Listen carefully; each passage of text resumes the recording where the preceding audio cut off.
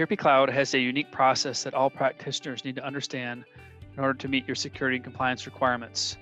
Traditionally, anytime a user is assigned a role, it is performed by a security administrator, having been approved as part of the user administration process design. However, in ERP Cloud, it is possible that a user is able to obtain access to a role in another way. This process is called delegations or assignable roles. If a role is flagged as assignable, any user that has been granted that role may assign it to another user. This is the case whether the role is a seeded role, i.e. provided by Oracle, or a custom developed role, sometimes known also as a configured role. The odd part of whether a role is delegable is that this flag isn't set when a role is configured, but when the role is assigned to a user, and we'll see that on the next slide. When the role is assigned to a user as part of the provisioning process, the security administrator has the ability to flag that role as delegable, aka assignable. However, enabling this flag during the provisioning process doesn't just make that role delegable for one user, but as I mentioned earlier, makes that role delegable for any user that has it or ever gets it in the future. The checkbox in the user provisioning form actually changes a flag in the role header table. This is an odd design for sure and could even be a bug. This is the form used by a security administrator through a seeded role called IT Security Manager. If you're not familiar with this form, this is where roles are assigned to a particular user. As you can see from the section highlighted in red, the user, Mickey Mouse, is assigned the Application Administrator Consultant role, and the role is flagged as assignable, or what we refer to as delegable. When editing the user account, you can change the assignable flag as it is shown here. We have an OTBI report we'd be happy to share with you that identifies what roles are delegable. Please send an email to info@erpra.net and we'll provide you the catalog file with the data model and the report. In this environment, we ran the OTBI report and identified that 4 roles have the delegations allowed flag enabled as shown. After running the OTBI report, we have changed the Application Implementation Consultant role and the IT Security Manager role to no, in essence, not assignable. Note, when this change is made in this screen, 2 background processes need to be run to sync the records. These background processes normally happen within a few minutes, such that these roles would not be assignable for anyone who has these roles. After the change, we have rerun our OTBI reports, and the system now shows just 2 remaining roles as delegations allowed. After the change, we have rerun our OTBI reports, and the system now shows just 2 remaining roles as delegations allowed. The Application Implementation Consultant role and the IT Security Manager role no longer show on this report as expected. Now let's look at an example of what happens when somebody delegates a role to another person.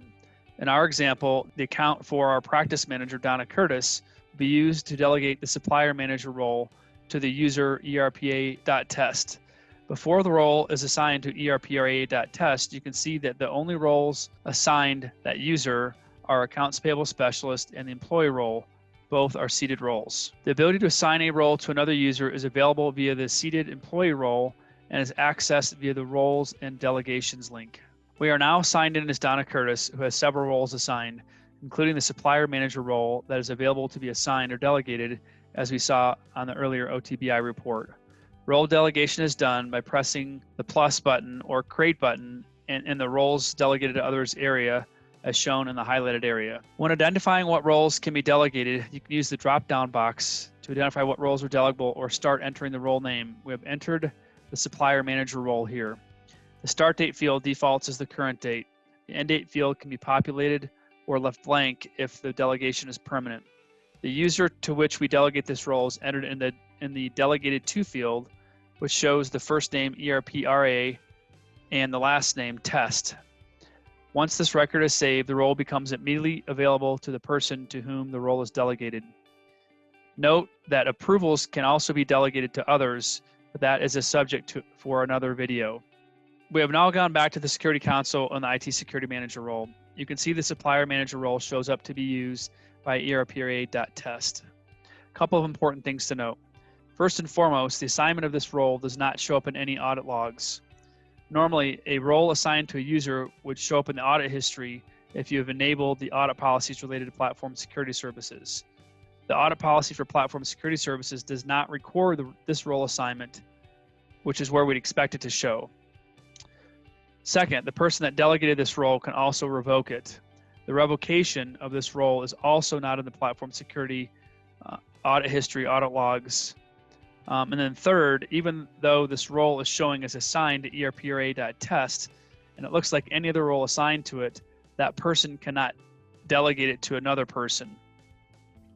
Now on this account details form for ERPRA.test, you can now see that the role is granted to ERPRA.test in the roles delegated to me section. Here is the same role showing in the Security Console. It looks the same as any other role, including the two that were directly assigned to the user already. Next, I'd like to take a look at the recommendations, and then we'll look at the audit risks related to these processes for delegations. Delegations are probably not allowed by your organization, as this would allow them to bypass the user provisioning process. Check with your group, your security group related to policies and procedures in this area. Make sure no roles are assignable or delegable, as we would call them, by running our delegations OTBI report. As I mentioned before, contact us at info@erpra.net if you're interested in us sending you this catalog. Third, make sure your user administration team that assigns roles to users does not enable this as part of their day-to-day user provisioning. Alternatively, you could potentially put in place a page composer personalization to remove this from that.